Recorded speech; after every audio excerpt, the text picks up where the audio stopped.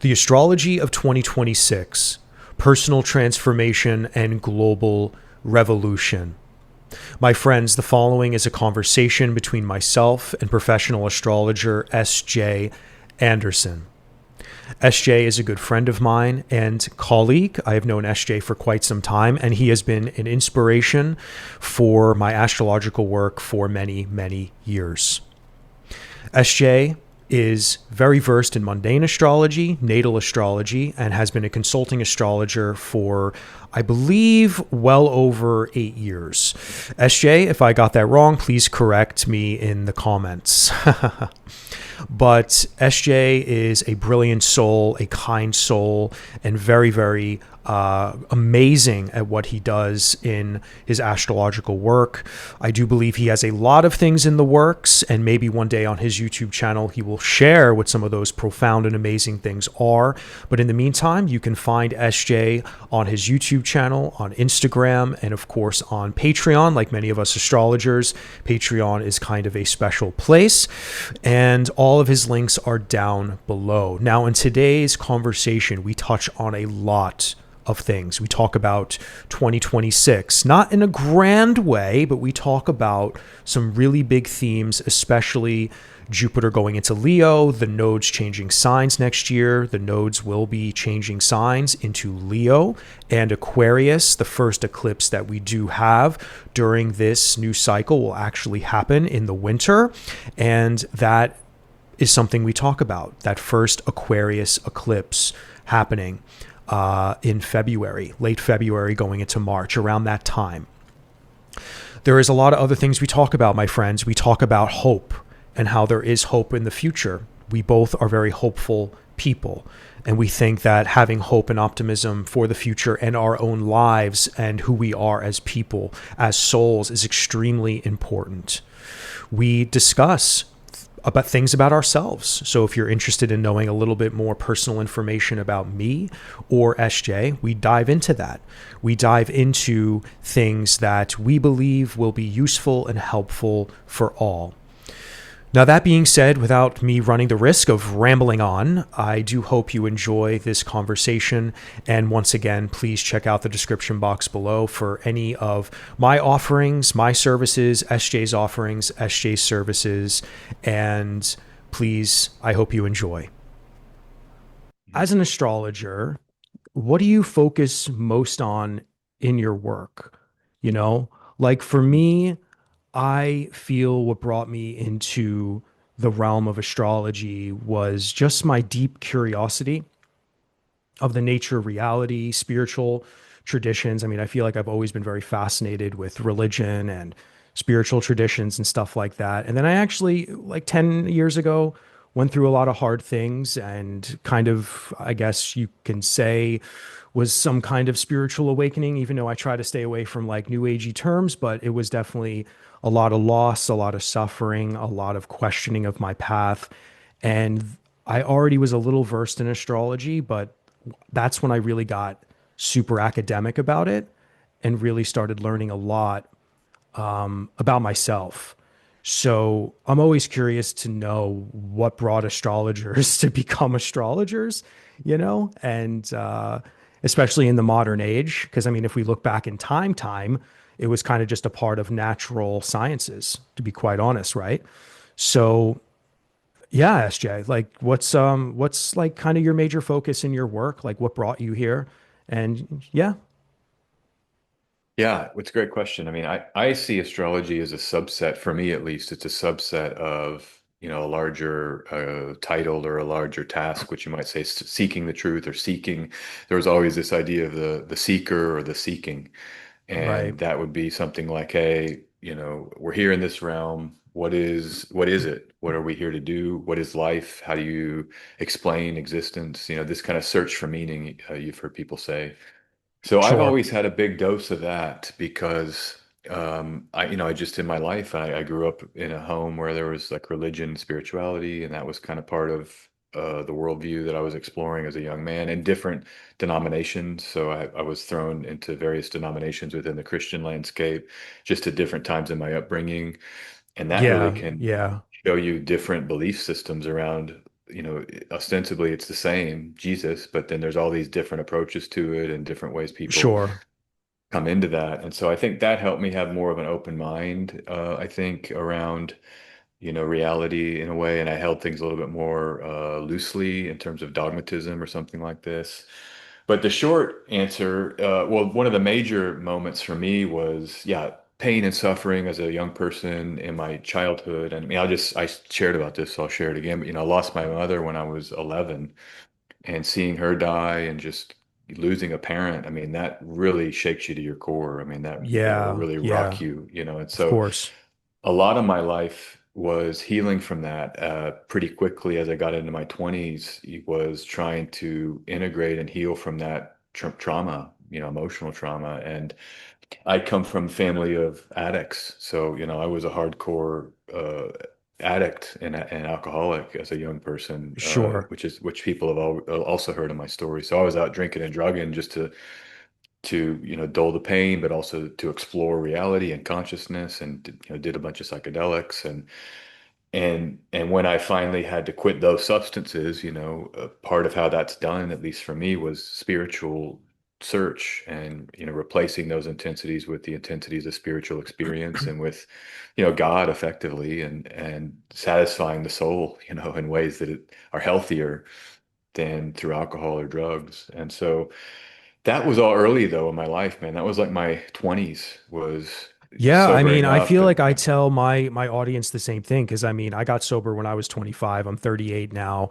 Mhm. And again, I think a lot of people who authentically are supposed to do work, healing work, astrology work. I mean, essentially, if I feel if you're going to do astrology properly or any sort of remediating or helping people, like being really in tune with suffering or going through something that really makes you aware of suffering, like I think is a crucial fated type of circumstance some of us find ourselves in. And a lot of people come to my channel and they really resonate with, I don't know, the addict archetype, or just some, they resonate with the shares of the harder things we go through that bring us into this work, or even studying whatever esoteric, spiritual this, spiritual that. So yeah, I mean, you're like spot on when it comes to your, there's the trajectory of how that healing process brought you to a particular stage to, I guess, find your way into astrology. Yeah. So, I mean, how did that like come about? The Yeah, astrology and part, yeah, like I where did know. Well, that I come mean, in? but the Because you thing could have is, just become a monk yeah, or something, yeah, you could have just went off into yeah, Buddhist land and like yeah. done that. And trust me, I've done so many exploring things too throughout my journey of healing and understanding thyself, blah, blah, blah. Mhm. I mean, I had an old YouTube channel you used to follow where I talked about Buddhism and stuff. So that's dear to my heart. But at the end of the day, I was tracking astrology throughout everything once I started learning the science of it. So I was really using it as like a science that was like really just guiding the mystery of like everything I did. So, I mean, what's your story of how that kind of that how did your character arc come to now?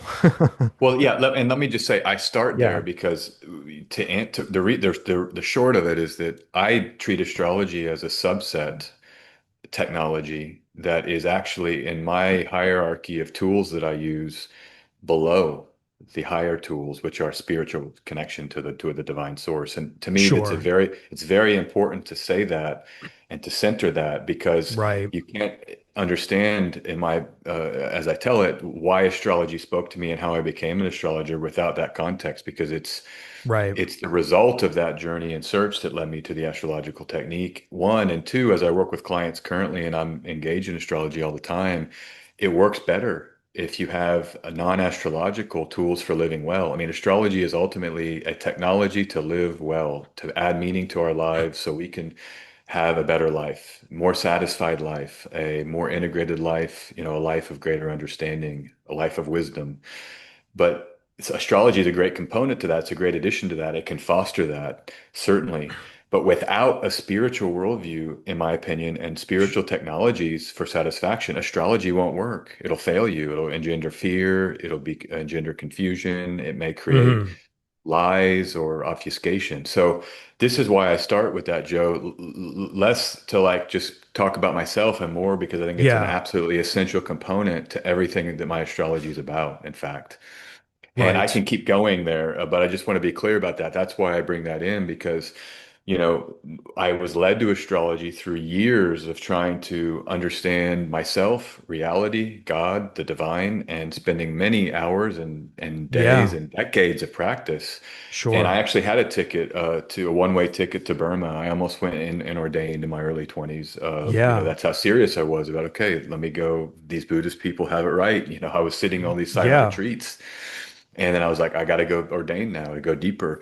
I ended up not doing that, but so okay, let me just try to be very succinct here. So Sure. I then sobered up finally the last time when I was 28, and then when I got sober and was sustainably sober, I started just using tarot, and I was drawn to the tarot because it's a reflection technology. You can throw a random card and reflect on what that might mean to you. And so a big part of Absolutely. Yeah. the sober life is self-examination. Yes. People that are in recovery, and I didn't know you were a sober person, so that's cool. We share that. But there's different communities of recovery, right? And a Right. lot of those include like self-reflection as a key component of healing, addiction, healing from addiction. And so I thought tarot was a beautiful way to just trigger some self-reflection. You just throw a card and you can say, okay, like a card of the day practice, we can pull one out. I'm looking at Yeah, one I right there. encourage people to do that all the time. I mean, I still have a morning card pull ritual, and either I look to see where that card might show up in my day, like I just keep an eye out, or it's just a meditation tool, a reflection tool, like you said, because it does mirror something that we need to Yes. examine. So, Yes. yeah, So it's yeah, like our consciousness, everything's arguably a mirror, even you and I, you're a manifestation of my soul and consciousness. I'm a manifestation of your soul right now. I mean, we're constantly projecting yeah, what's inside of us. But like I have a card right there. So just as an example, it's 10 of hearts or 10 of cups and Mars and Pisces, the decan of Mars and Pisces, the final decan of the zodiac. That's just yes, sitting there. And that's a random thing. And so now I can say, okay, what does that mean for me right now? Well, as an astrologer, I know immediately that's where Saturn is, and Saturn is about to station direct yeah, in that decan in November. So sure, automatically we're kicked into a whole astrological world with that.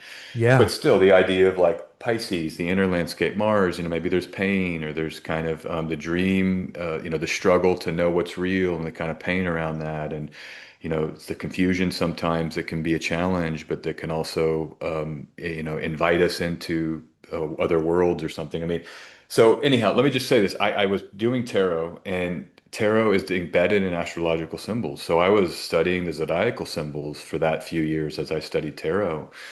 And I was studying planetary symbols. So you go to something like the Golden Dawn, they have something called Book T, where they yes, promulgated correspondence systems. yes, of course, And so I was learning this astrological symbol set. And what happened was, and sincerely, I mean, I was deep into it, and then I met an astrologer. That's the simple answer, Joe, is I met an yeah, astrologer, a working astrologer, a real working astrologer. Her name's Jen Zart. She's the president of ISAR now. And I met her. She was a PhD student at Berkeley. I met her in 2016, and we didn't even talk that much. I mean, we was at a big group event with some mutual friends, but she just woke me up, basically, right, said a few things. What she said to me, the core of it was that Jupiter has a 12-year cycle through the zodiac. And I had just been contemplating these 12-year cycles because I went through certain hmm things in a very similar way in a 12-year cycle. So 12 years had been on my mind. I was like, why 12 years? Why 12 years? And couldn't answer it. I hadn't answered it up until that point. And the moment she said that, it woke me up to yeah, the astrology. It explains this pain cycle that I went through. And then I realized, well, I'm so deep into tarot. That was my main thing, at that sure, time. And I realized, well, I'm already working with astrological symbols, but yet there's this whole world that I can go way deeper if I study with astrology. And so I yeah, was like, immediately, just there was even no choice. Literally, I became an astrologer that moment because yeah, the yeah, natural thing was I've got to learn everything I can about astrology now because it yeah, spoke to this one cycle that I just lived through. yeah, And of then course, and I mean, literally, I marked my becoming an astrologer to that weekend, March 2016. And I went home. I'm from Austin. I went back to Austin, checked out every book I could check out from all the public libraries, devoured them. By the end of that year, I had finished Chris Brennan's Hellenistic astrology course. So I got my certification from him. I mean, I was like just devouring astrology Yeah, with dude, all my same free thing, time. man. So, Yeah, I mean, I'm not going to get into my story because I want to talk about other things, but I mhm, mean, mhm. it's incredible how how things just unfold one thing after another, synchronicity after synchronicity as we search for things. And similar to you with the whole like wanting to maybe take off and become a Buddhist, like I mean, trust me, I've had those moments throughout my healing journey too. But again, the more I would just track astrology, study even my own natal placements, trying to understand more and more about what am I supposed to do, who am I supposed to like become in a way. And again, I think when I realized like I have my North Node in the sixth house and a Gemini moon, I realized I don't think my mind is supposed to be still for my daily engaged activities. Like I think having a spiritual practice that connects me to the all or whatever is like a private like side journey that's only personal to me, not something I should outwardly dedicate my soul life to. But astrology just made sense at a certain point because I was already helping people in other ways, with other forms of guidance and holistic, guidance and things like that. But, but yeah, it's amazing how we can look at the astrology, the cycles we're in, and then kind of just go, well, maybe this is what I should dedicate myself to, you know? But yeah, dude, I want to actually switch gears into the recent eclipses a little bit.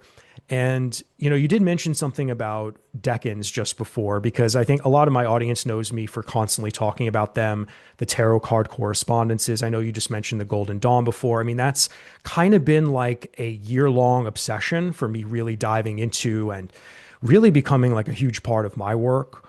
And I know you've made a couple of videos recently, of course, like most astrologers on YouTube, talking about eclipses, and myself included, of course. But what was wild about, and of course, I know you also dive into politics a little bit. I try my best to toe the line as gently as possible because God forbid you say one little wrong thing. But one thing I don't, and yeah, maybe I can like get your perspective on some things you tracked throughout this past eclipse season, whether personally, people you've talked to in your everyday life or mundane on a mundane level. But like something I really was, because I track the decans with the full moons and the new moons, and I try to see, will this tarot card symbol correspondence show up? Will some of the ancient depictions of like a particular decan, the depictions and the images from like Picatrix or from Agrippa's, perspective and theology. And I was like, and usually I can fine tune and pick apart, like, oh, wow, that full moon's doing this, or wow, that eclipse I think is showing that. But the third decan of Virgo, uh, and most of the Virgo decans classically have images that are kind of morbid. There's even that third decan, I believe, if I'm not mistaken, is really, it depicts a lot about like old age and dissolving and of limbs and the like kind of the just almost like perishing, and very death oriented, very morbid. And the Ten of Pentacles rules that decan as well. And I couldn't believe my eyes when Charlie Kirk got assassinated because I felt like that was such a insane, not only tarot correspondence to the Ten of Pentacles, because like all of a sudden his legacy was in focus. All of a sudden he was a martyr for the GOP Republican movement. All of a sudden his wife's now in focus, like taking over an empire. There's questions around God knows what involving that space. And then of course you literally had like a theme of death. So for me, that's something that I was like, wow, that's pretty wild for especially the political assassination type of thing. But I know you had some other takes on that particular event.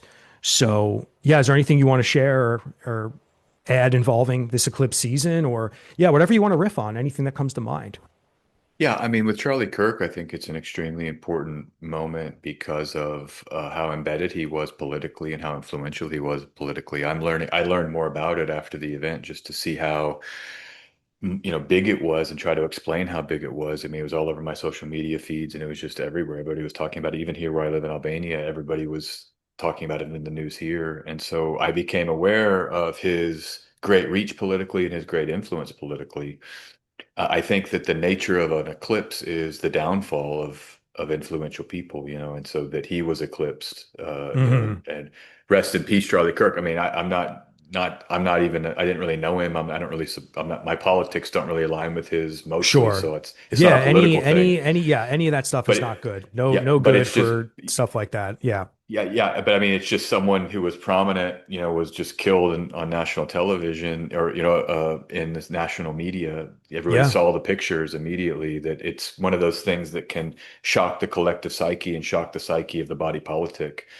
And to me, that is quintessential eclipse energy because eclipses are hitting to the core of fate and the kind of deep nature of reality. And they can be accelerative and they can be, tears in the matrix, as I've often used that with eclipses, that there's like a rip or tear where things emerge or come through during these eclipse portals, or, to use the word portal, which is controversial. Some astrologers don't like that, but these Yeah. eclipse openings, Yeah. Sure. yeah. So, I mean, the nature of it itself was of an eclipse season, an intense kind of tear in the matrix that made everybody focus on, and the kind of collective psyche had a sort of hysteria around. So that's Yeah. one way to simply read it. It happens in this eclipse season, and there it is. But there's also other cycles, and I made videos recently about the Saturn Jupiter cycle and Yes, I how. love that video. Everyone go watch that. Go to SJ's channel. Not only subscribe and like every video he puts out, but definitely go check out those last couple of videos that you've done. Yeah, I loved that one. That was so great. Thank you, thank you. Yeah, and that one, we're in the 1960s when you map the Saturn Jupiter cycle. So Saturn and Jupiter repeat the cycle every 59 years. And so you just can go back Yeah, to 59 years ago and ask yourself what's happening with, and how is it resonant with what's happening now? Financial astrologers know this actually. There's some real famous financial astrologers who built the 60-year Saturn Jupiter cycle into their predictive work. But I found it to be a rich technique and a very fruitful technique to explain reality. I mean, we had, for example, you like, well, I don't want to go into all that, but if you yeah, come to, yeah, there's stuff during the COVID times, all right. You can trace those conjunctions and the Aquarius Saturns back, and there was themes around some of the events of that time. But even as we get into the years after that, and the student protests is one of the best examples, because it was just as Saturn and Jupiter were in Pisces, Gemini in the 1960s. That's when those free speech battles emerge on Berkeley campus right. I think it's Okay. 1964, 65. I mean, these are famous. These are famous Yes. images. We've all grown up seeing him. There's the guy Mario Savio where he says, the gears of the machine, they're so odious. You have to just throw the bodies to stop the gears on them. This like this famous Uh-huh. speech. So as soon as that cycle hit in October 2023, and in the aftermath of October 7 and those events, it was immediately battles on campus over free speech. I mean, it was a direct resonance, which was, I mean, that fascinated me that we were living in the 1960s again. And it's not just astrologers. Pull up the news. Everybody's saying back to the Sure. 1960s, back to the Yeah. 1960s. So Yeah. with Charlie Kirk, there is the assassination of Malcolm X in 1965. That was a Saturn Jupiter square during that time, that happened and perfected in the months after the assassination of Malcolm X. There was Gemini, Jupiter and Saturn in Pisces, even though he was assassinated with Jupiter in Taurus. But still, we're matching and riding this kind of assassination moment. And it's concerning, Joe, to be honest, because we're just settling in to Yeah, of parts of course it's the yeah. cycle, yeah, that may Yeah. unfold. I mean, we're like 1965, okay, and everybody knows that 68 was the big year for that turmoil and tension. The war in Vietnam was a big deal. That expanded under LBJ. You had MLK speaking out against the war in 1968, then he's assassinated. That was Saturn and Aries, by the way, with MLK's famous anti-war speech. Sure. So Sure. you're asking about the eclipse season. I'm just saying, and then Charlie Kirk, but these are some of the other layers with the Charlie Kirk assassination. I think there's just something about political violence that's happening. And I think that matches the Saturn Jupiter cycle. I think part of it is Saturn and Aries and that symbolism, which is the governments and the structures, which is Saturn. They're having to come through and be challenged by youthful, passionate energy. And the youth is decidedly against these wars, man. I mean, in America, you put your, ear to the rail, it's very clear. None of the youth wants participation in any of the wars. Mostly the wars in the Middle East. I mean, they're very vehemently against the funding of Israel, and that's Hmm. a real hot one, right? But I mean, that's just the facts, and Yeah, that's it's a where the very hot battle one. is. Yeah, very Yeah, hot and, one. and then the Charlie Kirk stuff is about that, right? Because people are saying he was having problems over that particular issue. So without even going deep into that, I just think that's how Yeah, yeah. the main resonance right now is like a battle over the U.S. involvement in that conflict. And there's really domestic wars over that that include free speech wars, that include political assassinations, and let alone, Neptune and Aries U.S. Civil War, let alone Well, Uranus and that's what I was Gemini. about to say. I Yeah, mean, on yeah, top of it all, we're having these outer planet yeah, shifts that, I mean, all of us have been talking about this on all of our yeah, channels and just yeah, generally for years. yeah. But now it's like here, and now Hmm.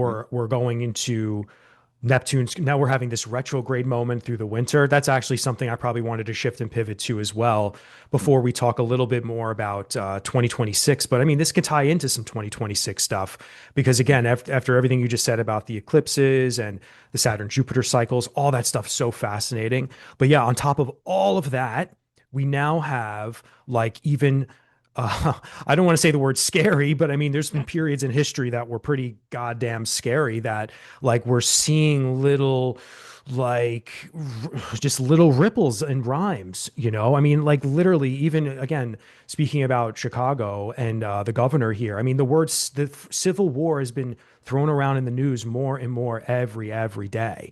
And like, again, I don't know if we're going to have like precise manifestations of what we ever saw before. But even leading up to the US election, it's like democracy this, democracy that. It's like, holy shit. Well, Pluto was on the brink of going into Aquarius the moment democracy became the greatest experiment in the world in the modern time, you know, so to speak.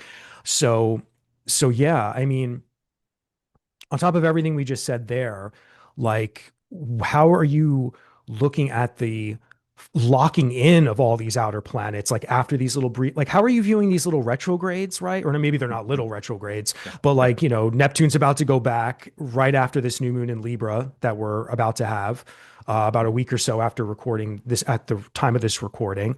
And then we're having Uranus go back until April 26th, right, Yeah. of 2026. So how are you vibe checking everything that we've been dealing with now on top of these last retrogrades and how that maybe starts setting us up for 2026? Because then, folks, we're going to talk about Jupiter going into Leo and then the nodes changing signs because, oh my God, I mean, we're going to have Jupiter in a fire sign. And that Jupiter in a fire sign is going to immediately go opposite Pluto. And those nodes are changing. So yeah, but let's take one thing at a time before I get ahead of myself. Yeah, I mean, for me, I kind of see the retrograde as I'm less kind of focused on the fact of the retrograde as something that is the main story. For me, the main story is that we've kicked open the door of all three outer planet cycles, and the door has been burst open, and we're living in. I consider us to be living in the Neptune and Aries world, living in the Yeah, Uranus and sure. Gemini world, even when they retrograde back, because Pearl Harbor, 7 December 1941. Uranus had opened the door. It went into Gemini, but retrograded back into Taurus when Pearl Harbor happened. Hmm. And I was just about to get that up to see. I can't remember. I think it had already stationed direct in Taurus and then was moving forward again. But that is more of a Uranus and Gemini event in my view than a Uranus and Taurus event, given that the history of that Uranus and Gemini cycle has been a war cycle for America, and Uranus is in the seventh house of the U.S. Sibley chart. So it's like the Uranus return in the house of maybe an other with a combative other, and Mars is with Uranus in that Sibley chart. So it's just an example that, at least how I think about the flow of time, let me say it this way. I see us as already in the flow of that new outer planet world. Now, there is something to be said that maybe a retrograde is a pause, and then we're kind of building up to a second pass at it. But people should keep in mind that these outer planet retrogrades happen regularly. They're just part of the Sure. normal flow of the sun. Unlike Mars and unlike Mercury and unlike Venus, that have Yeah. irregular retrogrades that are they kind of are a little bit more special, maybe because of how irregular they are and different they are, and they have different patterning. But so I think, let me just say it this way. We're in the worlds, and I don't think these Oh retrogrades are yeah, going to delay or absolutely. or stop or prevent this from unleashing here if it wants to this fall. I think we're kind of the ship has sailed. And I mean, in terms of natal astrology, there may be something to come in with. I think with Saturn coming back into Pisces, I'm curious about the parting gifts for us all in the Pisces sector. With Saturn, they're Mm, finishing out the foundation laying it's been doing since March 2023. So I'd be more interested in the Saturn retrograde as a kind of final deposit from Saturn. But with the outer yeah. planet stuff, I really engage these more from the mundane perspective, and from that perspective, I think we've kicked it all open already, and so I'm more focused on just those cycles have already begun and what they may bringing us into, and assuming that that can happen even with Neptune retrograding back into Pisces or Uranus back into Taurus, just like Pearl Harbor being the chart example for that.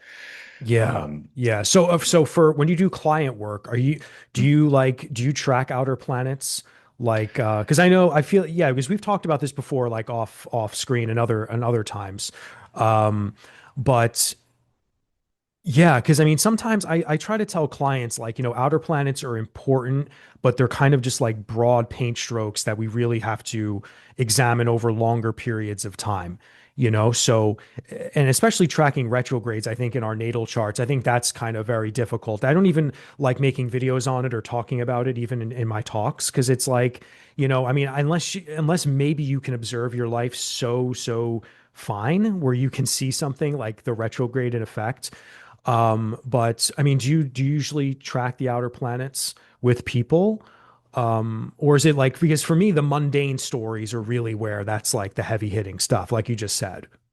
Yes, absolutely, and that's how I work with clients is tracking the Yeah, mundane. I mean, tracking when I work with clients, I usually will only bring in outer planets, and my preferred way to bring in outer planets is when they're closely conjoined a traditional planet or an angle, because then they're really injecting their tonality into what I consider to be the main story in a natal chart, which are these seven planets, because at least in terms of sure. how I practice, they rule the houses, the sign houses. So if you Yes. want to understand your fifth house, you're not going to be thinking about an outer planet, in my opinion. You're going to want to think Yeah, about the planetary rulers of that sign house, which would be exclusively traditional. So sure. that's might be my natal approach, and there's way different approaches out there. I mean, people should know that. They probably do, like evolutionary astrology. All they want to talk about is Uranus, Neptune, the nodes, and Pluto. And I mean, so there's different ways people practice. I find it most Sure. fruitful to focus on those traditional planetary rulers.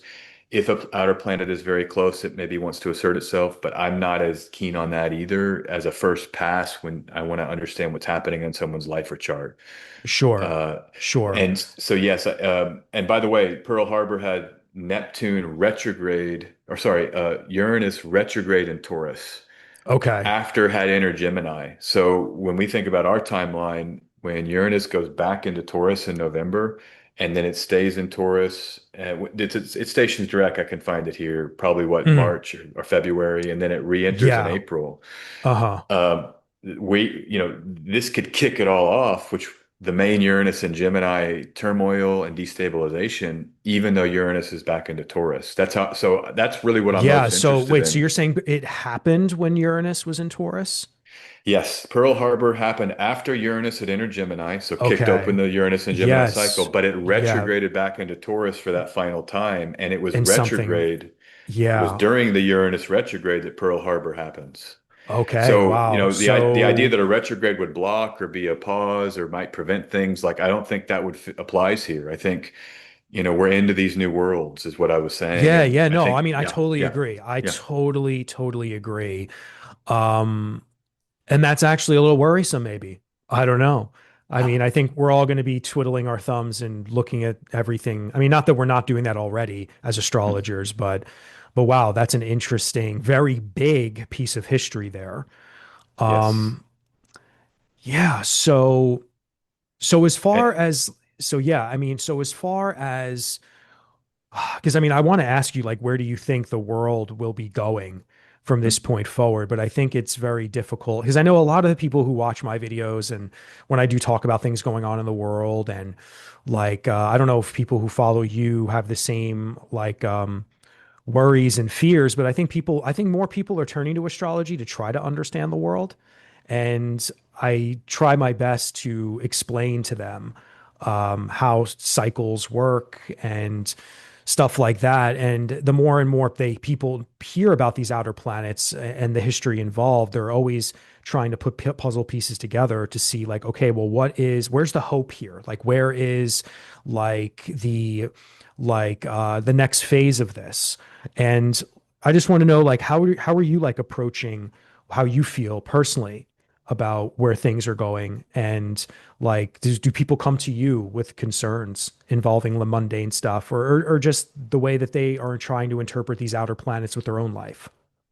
Yeah, and this is where I come back to what we talked about at the beginning, because to Yeah, cope with yeah, the world changes, actually, the best strategy, in my opinion, is to ignore them and focus on your spiritual life. That's the kind of exactly. paradox of it. It's Dude, like, that's how I end client sessions all the time, to be yeah, honest.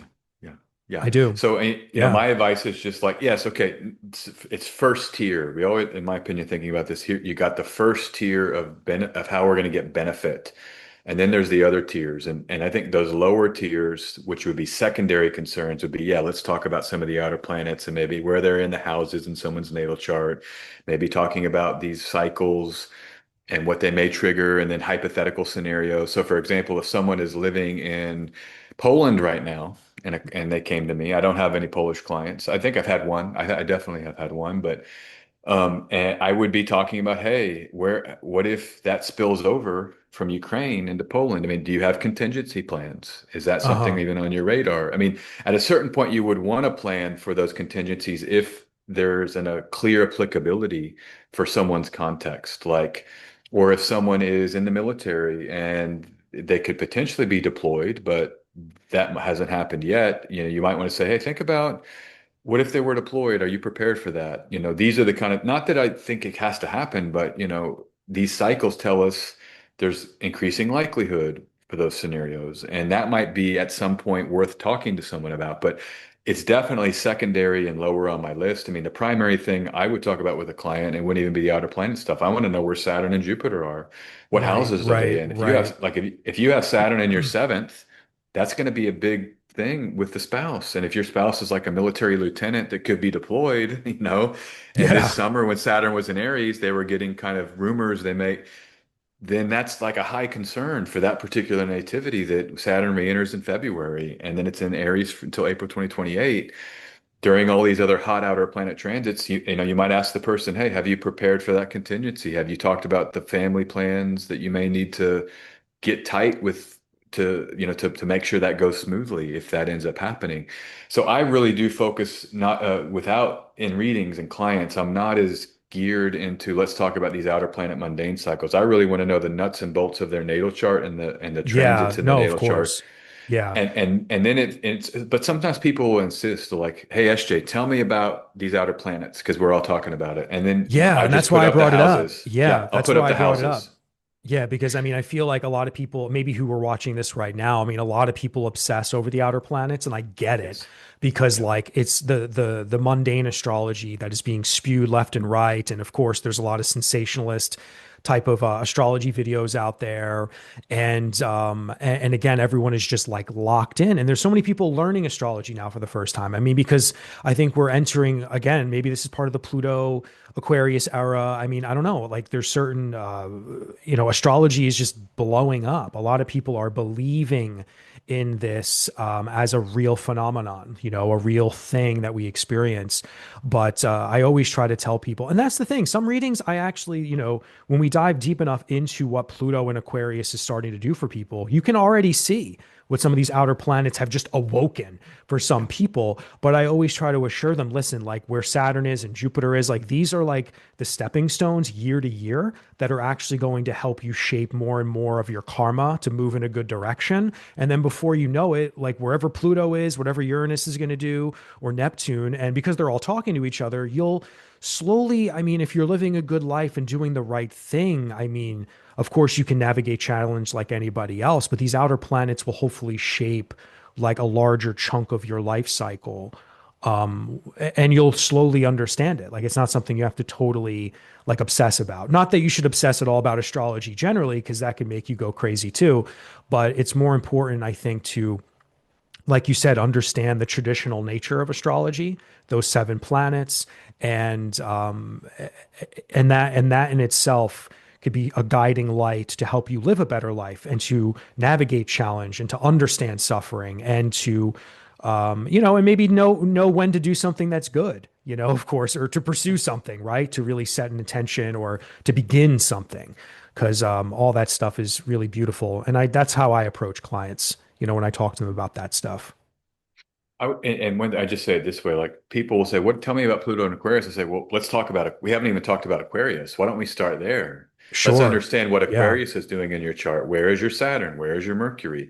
Where is Saturn in transit? Where is Mercury in transit?" Because a lot of times people don't even have that basic foundation to understand what Aquarius is doing. They don't understand what. Like, let's say this is a Libra rising, and you have an Aquarius fifth house and they don't Sure. even know that. They're just freaking out because yeah, there's some YouTuber saying Pluto, like it's happening right now in the discourse on Instagram. It's just Pluto stationing Uh-huh. direct right now, Oh, right. Yes. and so everybody's like, revolution's coming this week, and I'm just like, I laugh, I chuckle because I'm just Yeah, like, no, I know. I do I, too. I do it's too. like, come on, man, are you kidding? If we really wanted to talk about Pluto and Aquarius, I would, and there's already a lot to talk about without saying that this direct station means revolution is going to happen this week. I mean, Pluto came into Aquarius at the end of 2024. I could have that date wrong. I might, is it 23? Like, yeah, it's 23 initially, right? March Yeah, 23 the is when first the it, first yeah, little the dip in first. there. Yeah. And that Sure. was right around the time ChatGPT is widely Yes. available, right when Saturn comes into Pisces as well, which matches the Saturn and Pisces cycle. And so AI already, just AI alone is part of these transformations of the Aquarian that Pluto is giving us. And I think also Gaza. I just come back to Palestine. I mean, that's a global Yeah. awakening of resistance against the power structure, the Free Sure. Palestine movement. So Yeah, yeah, yeah. we have major manifestations of the Pluto and Aquarius archetype that fit the cycle. If you've done the cycle work, you know the history of it. And so we're living in that, and I think that's why when I prepare for these transits, I'll make videos that, I like to make them a couple of months out even like, hey, let's look at the cycle. Let's analyze the factual history. What can we piece together with astrological symbolism combined with historical events to try to, narrativize here accurately, some kind of accurate narrative around what this cycle may mean or what it has meant. And when you do all that work before it begins, then Uh-huh. you're kind of ready for it. Like I already know the three or four things I'm looking for with Pluto and Aquarius. Sure, sure, yeah.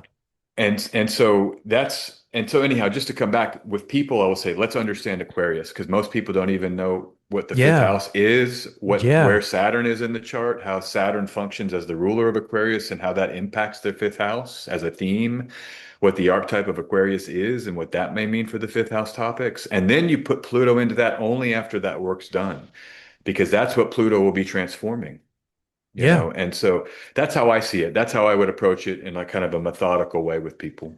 Yeah, sure. And constantly talking people off the ledge and saying, "Hey, just come back down to the ground. Let's Yeah. talk about this, Let's not get too crazy here." Um Yeah. but yeah, let's shift a little bit down the line, I guess, in 2026 now, because I want to know what you know about Jupiter and Leo. And I want to know what you know about these nodes changing signs, or what you're feeling into. Or is there any history that you know that you can draw upon with this stuff? But because obviously we're in a unique time where Pluto is back in Aquarius, and this is going to be a massive, speaking of Pluto and Aquarius, like Jupiter going opposite that with the nodes about to change to that Aquarius into that Leo. So to me, like Jupiter, like I feel like there could be something liberating and good that might come from Jupiter. I mean, I pray for that, but even with some harsh aspects, and one as severe as potentially going opposite Pluto, like part of me is hopeful. Like I feel like a lot of the world right now is seeing everything for what it is. Like I feel like the blinders are kind of being pulled off of like from everywhere, every side of the aisle, whatever the case may be. I think truth is like kind of coming back in a big way. But everyone now has their own truth to navigate, of course. But I think that is somehow going to play into where we go over maybe the next year or so. Maybe this word truth is pretty big for me. And of course, like whatever Pluto and Aquarius, if there will be an uprise of some kind, like I don't know what what that could look like, Yeah. but again, I'm just saying, like for me, I'm trying my best to feel into and meditate on what Jupiter and Leo could look like. What can that feel like on a mundane level? On an individual level, that might be hard for us to like go back and forth trying to see like how that could affect people. Maybe you have some insight on that. But then again, when we start having eclipses in August, right? 2026, we start getting those are the first newer rounds. Yeah, like what are you feeling into with this? Yeah, thanks. Yeah, and I would say February too, keep in mind, because you have an Yeah. eclipse, a solar eclipse in Aquarius, the first one in the Uh, Aquarius cycle with Pluto and Mars yes. there. So that's going Right. to be a huge moment. If I was going to, Yeah. so these astrologers out there this week, I'd want to be talking about that if I was thinking revolution. It's February with Mars in Aquarius, the solar eclipse in Aquarius, first eclipse there with Pluto in Aquarius. So So, that's the big one. Yeah, I feel like I yeah, don't know. I mean, I feel like that. I don't want to say that slipped me, but my head has been in a thousand places recently. yeah, yeah, But I'm like, shit, I fucking knew that. Like, yeah. okay, thank you It's for tough to keep reminding it. all of us. Yeah, thanks. Yeah, no, it's tough to keep it. I mean, I'll miss. I had a client a few months back. It was like, what about the February 2027 lunar eclipse in Virgo? And I had just, it escaped me because I had organized some data. Then I had left off 2027. I excluded I 2027. know So I people need didn't, to give us astrologers a break. yeah, We got so much we're doing every yeah. day. We're still human, thank God. And I was like, let me check that. Wait, you're right. And I was like, oh, I had already, like in a few Yeah, yeah, videos, I yeah, was like, the Virgo eclipse cycle, the last one yeah. is in 2026. So anyhow, Yeah, it yeah. happens that we, Yeah. No, but that um, that is a serious eclipse to come. That is like again smack right after Neptune and Saturn get back into Aries, right? yes, And this three is right days. before 3 days after. 3 days Okay. after Saturn re-enters Aries, there's a Yeah. solar eclipse in Aquarius ruled by Saturn in Aries. So that Okay. Saturn in Aries is going to be massively loud as the ruler of the Wow. eclipse. And with Neptune entering Aries in late Yes. January, and then the conjunction happens at the end of February. It's going to happen after that eclipse. I mean, it's that Aquarius Aries dance is a major, major mo thing Yeah, at the yeah, beginning yeah, of the yeah. year. And yeah, resistance, the power structure. This is how I view it all. The power structure is under pressure. The way that things have been leading up to this moment we're in are going to have to be reworked, and they are going to be called out. And think about what Pluto and Aquarius has been, the Reformation, the Protestant Reformation. Martin Luther, all of that happens with Pluto and Aquarius. You had the throwing off of the British Empire in America. That's what Pluto Aquarius is. These old structures have to give over to the new, energies and the kind of youthful energies. And that's what Saturn and Aries is. It was the war in Vietnam, resistance to that war in the 1960s. It was in the 1930s. There was the lead up to World War II. There was a lot of resistance to like during the Spanish Civil War. A lot of people were going to fight there. A lot of like Orwell went. There's some other famous names. They all went to fight against Franco. And Hmm. Picasso's painting Guernica is a famous painting, So war is on the mind, man. And then how is the power structure that's coming into this potential war moment? What is that power structure, first of all, and identifying it? I mean, and that's disputed. So I'm not even saying I know what it is, but we know Americana, Pax Americana. I think that's pretty objective that like America has been the empire, whether it's been the bipolar world with the Soviet Union in America or the unipolar world in the post-Soviet context where America, they were saying, is the sole superpower. That's all under pressure here, I think, next year. I mean, you've got China and Russia rising, particularly China. So I'm concerned that, we'll have to see, man. I just don't know. I think just pure mundane. Okay, let's just go pure mundane here for a second. What do we know going into 2026? There's a war in the Middle East. And I don't mean Israel and Palestine. I mean Israel attacking Iran, Syria, Lebanon. They say it. They're fighting a seven front war right now. They're bombing all these countries. So Israel, Iran, that's a real flashpoint. And Bibi Netanyahu already said we're preparing to attack again. It seems like they're setting up round two of that. So we're close enough to February, Joe. I mean, we're here in October, November, December, January. That's 4 months away. I mean, that's going to go by really fast. And And so what if you just the said earlier about Uranus and Taurus being like yeah, a catalyst potential event, yeah, like that's interesting based. So, I mean, I mean, again, I'm not someone who predicts. I kind of just go, Yeah. I Yeah. feel there's an astrologer I love Steve Judd, and he has like Yeah. he has a really powerful phrase I feel like he always use. We'll never know the details, but we can know the forms. Like the Yeah. form is, yeah, I mean, I feel that in my bones. It's just a Yeah. matter of like what that is, and hopefully Yeah. it maybe could be something that awakens people so much that maybe we can reverse course. Because I do Yeah. believe that there can be forces to change, things that might, again, like people think like, oh my God, World War II like happened during these transits, like it's going to be the Yes. same. Like I feel we have evolved slightly as a Yeah. people.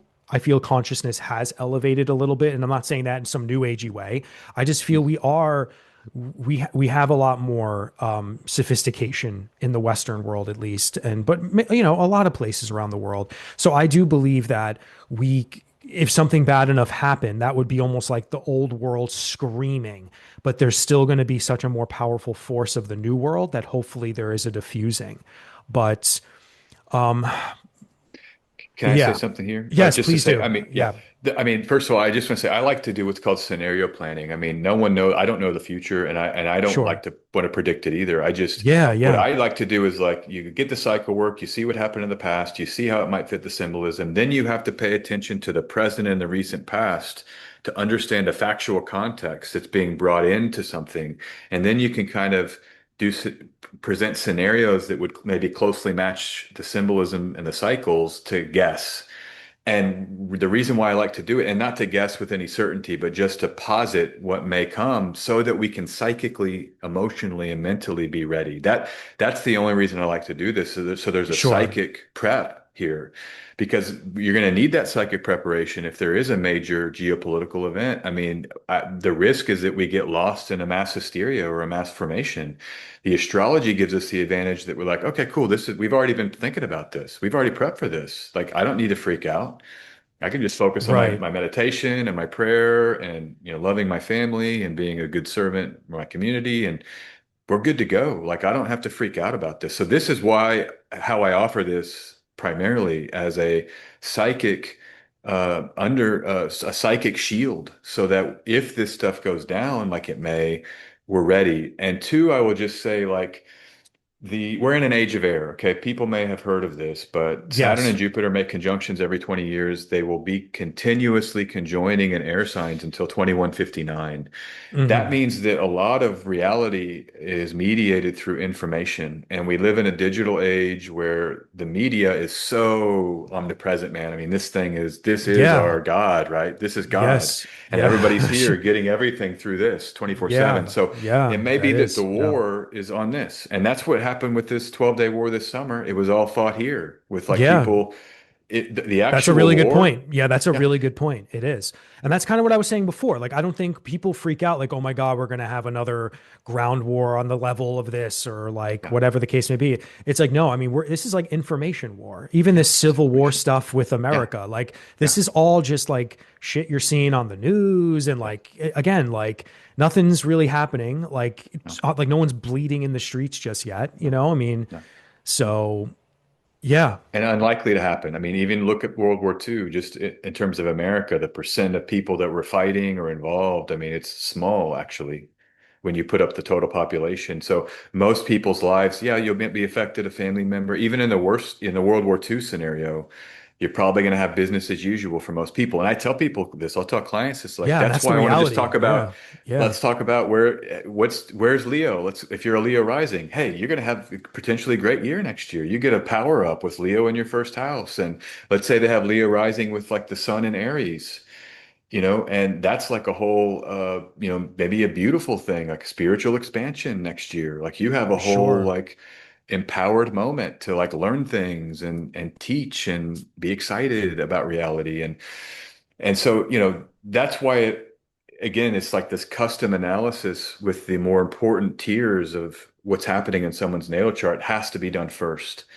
And because it's just going to help people more than trying to say, if there is a World War II style thing, likely you're not going to some like a 60-year-old retiree in Ohio. Hey, Yeah.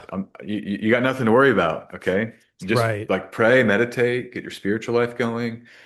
And, let's pray for the world. Let's pray for peace. I think that could be a beautiful way to maybe do Pluto and Aquarius or even Neptune and Aries, spiritual revival, spiritual energy. And real quick, I'm going to say this here because this is what I think about the fire element of Jupiter and Leo. We have recent history of that, particularly with this Saturn cycle. And this is the summer of 1968, the famous Summer of Love. That's the title. Now, that was a small little cultural pocket in San Francisco, but it did get projected in terms of the media all over the world. And this Yeah, was all happening over in the other world. places. Yeah. But I mean, love, you see these people with like love and peace. And there was a real celebration of like the primal human qualities, the kind of Mm, fire of the human quality, which is love. That's yeah. what humans are. That's our great power. We love. We actually And love and Leo care. is rules the heart. Yeah. Where's the heart? It's solar, so it's like a pure form of love that can Yeah. warm us, warm the world, warmth, and the way that love warms. And this doesn't have to be romantic. I mean, think about people you love, your parents that love you, or your children that you love. There's a pure form of love, man, that is of the fire element that I think is a major opportunity next year. And I would encourage everybody, and this is 30 June, Jupiter enters Leo, and it'll be there until July 2027.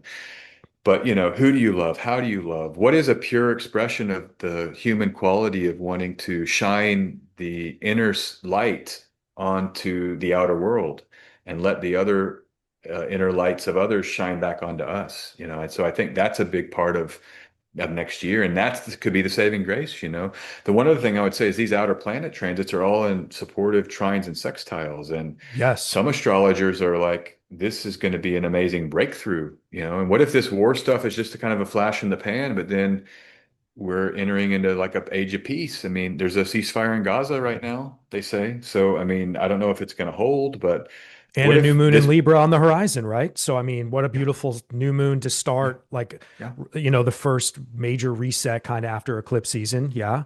The yeah, first big new moon. yeah, yeah. And yeah. And then we just coming off of years of eclipses in Libra and Aries as well. Yeah. So, I mean, maybe this is, and that's the thing. I, I feel we have to be hopeful and optimistic. I Yes. mean, what are we doing here as humans if we are not going to try our best to hold that, I don't want to say that energy, but just to hold that belief. I think belief and faith is really, really important, and not even necessarily from a religious perspective, but just this understanding that we have evolved as human beings for thousands and thousands of years, and we have overcome so much. And when you know astrology, and when you do the work that we do and encourage other people to understand themselves, this can breed hope in a way as well, that there's even a bigger story playing out, because there is a bigger story playing out, folks. There is. And astrology somehow proves that in a very scientific sense. And I feel if you look closely to just the way life unfolds, you can feel that too. So yeah, with Jupiter, especially going into Leo, like I feel actually very, very hopeful. I feel that, like you said, this is just going to be sort of like maybe a blip that really shifts things in a direction that hopefully could be more beneficial. Like, and now, yeah, there are arguments for and against the AI movements and tech this, tech that. There's some negative thing around every corner, but I mean, that's just been the story of life, generally speaking. I mean, this is the duality of human experience. So, but I think, yeah, I think you're absolutely right though, with the Jupiter energy going into Leo. And maybe these eclipses provide those, again, those big endings and big beginnings in some form of, like, again, like what the Pluto and Aquarius age will be about, because I think that's huge, that Aquarius is going to see these eclipses. Like, I mean, to me, that really shows, like, okay, now it's time to turn off the light switch from the past and to turn on the new lights of the future. I love that. Yeah, absolutely. I love that. Yeah, what does it mean to be a human? This is what I would say to people, because when I did the Yeah. Pluto and Aquarius cycle work, that's always part of it. Because when you had the resistance to the Catholic Church, the whole breakthrough of it was you don't need an intermediary to know God. you can actually go right to the book. We'll translate it in your vernacular. So you have a German New Testament and you can read, oh, I can connect with God. The kingdom of heaven is within me. There doesn't need to be that priest. And so these are like revolutions in what it actually means to be human, the power Yeah. of our humanity, of our beingness, of the fact of existence. That's very much Aries where Saturn is and Leo where Jupiter is, the sun ruling both, one by domicile, one by exaltation. So it's a solar moment, Hmm. which all of astrology and all of reality is solar, actually. The ecliptic is Sure. based on the sun. It's all Yeah. projected back to the sun. The retrograde cycles are because they're revolving around the sun, the planet. So I'm with you 100%. There's a real look, it's either life is worth living and we're here for a reason and we can do good and we can choose that model. I just saw the Shawshank Redemption meme on Instagram. It was like get busy living or get busy dying, that famous line from Shawshank Redemption. And I think with Jupiter and Leo, Saturn and Aries, it's like let's get busy living because this is we have powers as humans, so you can talk to God, Pluto and Aquarius in the 16th century. When it came to the 18th century, it was that you don't need a king. There's this divine right that people assumed uh, controlled. And the revolution in that time was, hey, we don't need the king. We actually can have a democracy, to come back to that word. People have the power to govern themselves, and we have inalienable rights. You hear this term with Pluto and Hmm. Aquarius. Yes. Because of the fact of your birth, of being human, it's inalienable. They can't take it, these powers that you have. So that's what I'm thinking about. Like, what is inalienable from your awareness as a human being? And this is where I think AI will help us understand that because it can't replicate. I saw this one meme. This is a funny one. It was like I was working with ChatGPT all night or something, and it's like, and then I went and had 12 beers for breakfast, but ChatGPT can't do that, So Yeah. it's like, Yeah. Sure. it's Yeah. like, there's these human experiences Yeah. that AI can't replicate love, falling in love, or it can't replicate looking at a sunset or chanting all night, like with a spiritual community saying Om for like 3 Sure. hours. This can't reproduce that. It can't do that. So what will happen is it'll be as stark as it's ever been, our powers, our innate powers. And that's what I think we should be thinking about next year. And all of Pluto and Aquarius. But yeah, particularly when you have Jupiter in Leo and eclipses in Leo Aquarius, I think that's what I would encourage everybody to think about. Like, what can't AI do? And let's say, what can it do? And then it frees you up, right? To do the things it can't do, like love. And Yeah. so, Exactly. anyhow, it's just some thoughts on that. And I really like the positivity, man. I think that's where we resonate together because, I mean, why use astrology to destroy our future in terms of, I call it negative projection. Why negative project with astrology? Yeah. It Of when we course. don't have to, let's positive project. And then if something goes bad, yeah, we can work with it. But why before it even happens would we, get negative about it? I just Yeah. never Of understood course. that. So Yeah. Yeah. Yeah. Totally, man. Totally.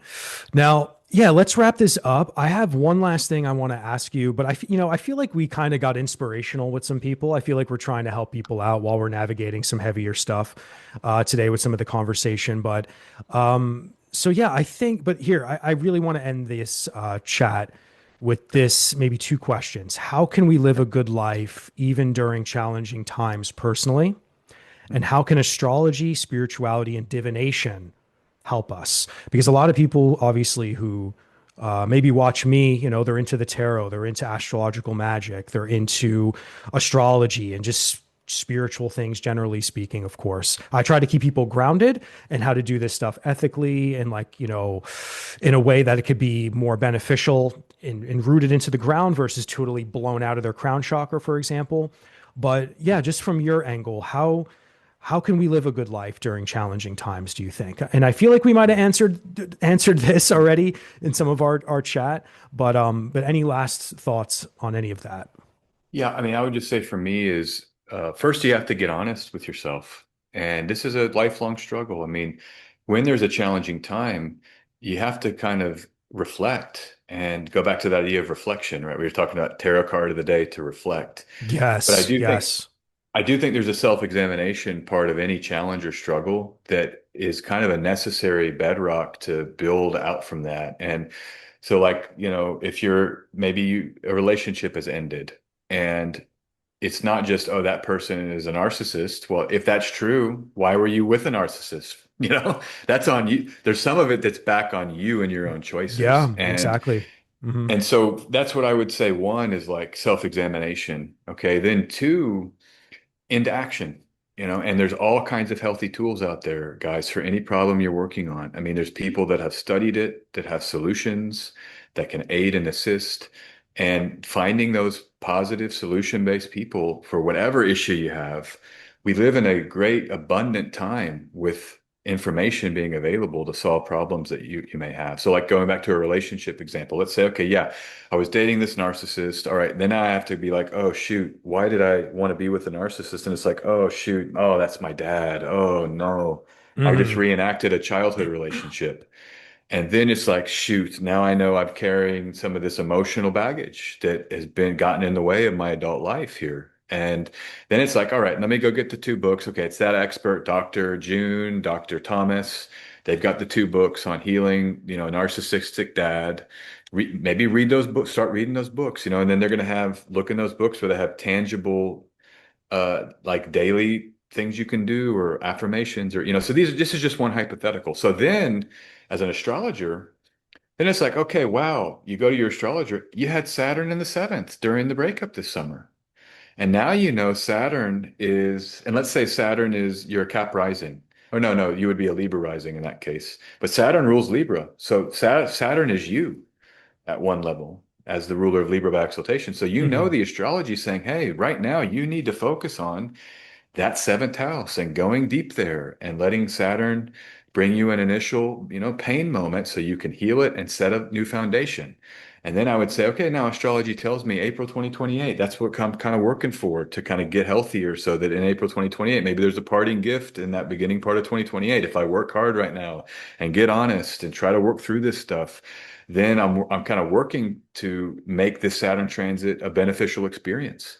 So Hmm. astrology can speak with its symbol set directly to a lot of the stuff we're going through, but it's you add it in, and that's how I would think about, how do you live well, is you have to go to these other layers first. And I will Yes, say of this one other course. thing quickly. I believe the spiritual, if nothing else fails, this is my person, just get on your knees. God, please help me. I mean, that's the Yes. silver bullet. God, I have no Yeah. idea. I need help. I'm your servant. You created me, and these are just words. I mean, there's a Yeah. spirit to No, I this that get I'm you. getting. Yeah, And of you just course. say, please help me. And that's never going to fail. And so that's always the fallback. That might be some of Saturn and Pisces speaking right now, because Saturn definitely in Pisces evokes these kind of spiritual crises of like reaching out to these unseen forces as a great Hmm. salve, a healing salve or something. But yeah, that's just some thoughts on it, man. I mean, that's how I see a Yeah, lot no, of this. perfect. Yeah. Yeah, yeah, great, great. Yeah. And I'm sure a lot of people will resonate with that. Absolutely. Absolutely. All right, SJ, this has been an absolute amazing conversation today. I hope to have more of them with you as time rolls on. And but yeah, where can people find you? Obviously, there's going to be a lot of links in the bio here for your website, for Patreon. I know you got a Patreon. But yeah, anything else? And of course, subscribe to his channel, guys. Of course. I mean, I feel a lot of my subscribers actually, I think they know you. I think I've name dropped you a couple of times and I get a lot of comments in response to that. But yeah, anything you want to plug or what's going on with you? Yeah, thanks. Yeah, come to my YouTube channel, SJ Anderson 144. It's just my handle on YouTube, and all of my handles are SJ Anderson 144. I just had to pick a number because SJ Anderson was taken, so I picked that. Yeah, sure. 12 rising signs, and then 12 possible other signs for the ruling planet of the rising sign. So 144, it's an astrological thing as much as all Yeah, the other yeah, esoteric stuff with that number. sure, But sure, sure. just find me there, and yeah, come to my channel, subscribe. I make videos. I try to keep them, going once a week. I'm on Instagram now. I've been posting a lot more short form over there. Short form's an interesting idiom, and because or form for this stuff, because you really are forced to kind of get clear in a Hmm. short, Yeah, and but yet you yeah. can make it very potent. And a lot of the attention spans are shorter now, so I like short form, but I do YouTube long form, so find me over there. And yeah, Patreon, I just have more videos there. A lot of my content I put on Patreon just to it's good to have some support as we in this content creation side of, the astrology work. And so that's been nice to be able to offer that to my patrons. I do other stuff for there, like a weekly video that I make, and I do a monthly live stream there. Where I've done more of my teaching on that Patreon monthly live stream, but I may, try to develop some courses later to be a few down the road before I can get to that. I know Yeah. I saw you were posting about a course you're working on, Yeah. maybe I on mean, YouTube. yeah, How's that going? it's going good. Yeah. I mean, the one thing that I have in the works, I guess just to plug a little bit of my stuff, guys, is yeah, I'm releasing or I'm teaching a mini course on it's an intro to the decans and the minor arcana that'll be Oh, wow. starting in January. So I don't have any specific time. I mean, it's probably going to be the first week of January that gets off the ground, and there might be like a pre-sale to get involved with that. So within the next like month of releasing this chat between us, that'll be available for people. But other than that, just making content still. I mean, I love making these videos here on YouTube, and doing readings is really like just my bread and butter and my passion, connecting with people, helping people, and all that. So I feel like that really has to be the bones of like an astrological practice, aside from the research that we do on a mundane level. But yeah, we're both busy, man. We both got a lot to do, and how lucky are we to do that? And I hope other people out there who want to pursue the esoteric arts or astrology,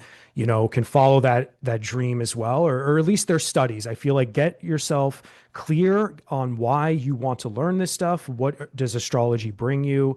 And you really just take those skills and that knowledge from there, and then your destiny will unfold itself. So, Yeah. And just one quick final thought on that. I mean, studying is yeah, very important, everybody out there. So, take Joe's course, get into study one way or the other, because you need to take this seriously, in my view, from an academic side, at least some of the time. That's how it all opens up. yeah, And of and course. so, a course of study where you can learn, I'm guessing you'll kind of go through each decan and maybe look at some tarot symbolism, Yeah. or And I then don't know next what you're going to year, be doing, yeah, but yeah, that would be yeah. exciting, right? I'm like, Yeah, oh, that yeah, sounds fun. Like yeah, having a teacher to kind of go through each one and yeah. explore it a little bit. Yeah, and we talk about a lot of that stuff on the channel, the decans and the tarot. For most of my videos, I bring something involved in those things. And then, yeah, then later next year, I'll probably be teaching more like actual astrology and stuff for people, like people who want to get like kind of a better grasp on the systems at large. But also, guys, SJ is a wonderful teacher, and Patreon is really where you do that right now. So, Yes, absolutely. They can come find me over there. And I've been with every live stream on that Patreon. It's just I'm building out my course. It's a little bit informal, but it's definitely like academic lectures I pull in from my library, and I've just laid out an order of starting with like why astrology, what is astrology, and yeah, we're yeah, building out the systems that I use. Or I'm building out a curriculum to share the systems that I use, because sure. that's what people, you've seen this too, I'm sure, where you start practicing and reading, you get your own style and system. I mean, it's Joe's astrology that you've developed through, your years of study and your work with people, and that's, you can't get it anywhere else except from you sharing Yeah. it. So that's what I'm trying to do right now. And yeah, Patreon's my main node for that. But if people just follow me, my YouTube channel, everything I'm doing, all the stuff I'm Yeah, launching, I same got a here. bunch It's of like, other dude, just stuff. Yeah. follow our YouTubes, Yeah. and Yeah. like you'll just hear us blather on about something we're doing. It's as simple as that, guys. Yeah. And I love YouTube. You subscribe to posts. So, if I have a big launch, and I'm looking forward to a few next year of certain things, Yeah. it'll be there, and you don't even have to watch the videos. Watch them, of course, but Yeah. you just see them in the post, right? The Right. launches, and Yeah, of course. Instagram I've been liking. So anyhow, not to go on and on about that, but thanks for asking me about that, Joe. And I wish you the Yeah, of best with the course. course. That's Yeah, exciting, same to man. you, my Yeah. friend. Same Yeah. to you. Yeah. Best of luck with everything. And I'm sure, guys, we'll have SJ back on and talking about some other juicy stuff. So, all right, my friend, it was a pleasure. And yeah, everyone, take care of yourself out there. Bye now. Thanks, Joe.